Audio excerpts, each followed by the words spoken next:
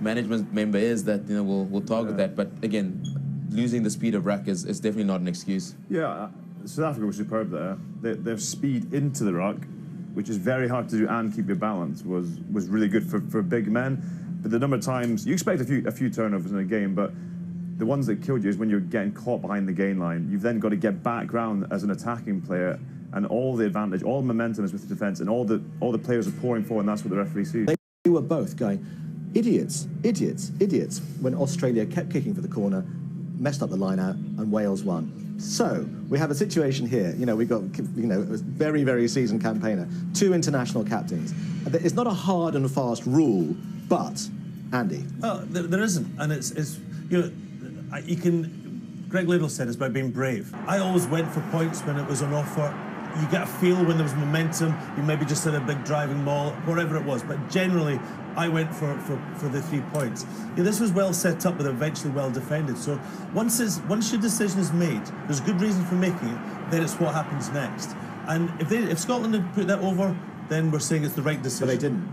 But they didn't. So then it's a bad decision, and that's what the captain is there to make the decisions. There's no one rule. There's no one time saying yes or no. It's you've got to have that feeling in the game, John. I don't think a good decision can then become a bad decision. I think it's just poor accuracy. Yeah.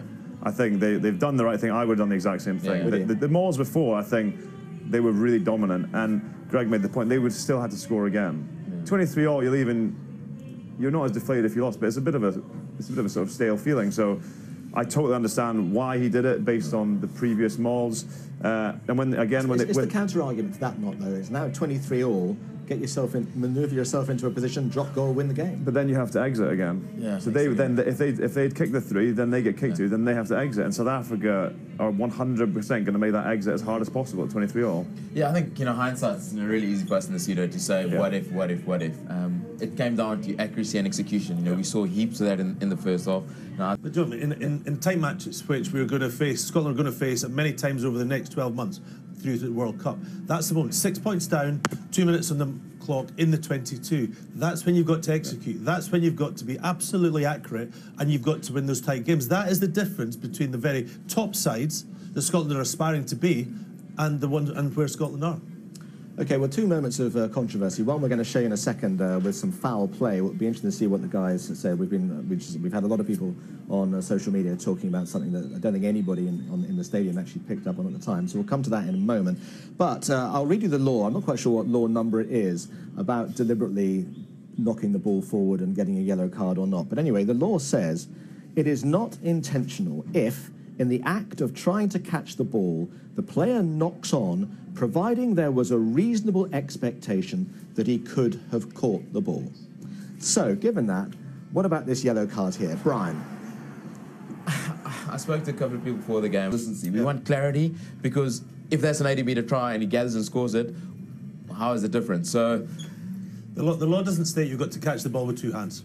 And many passes out there were caught with 1 hand.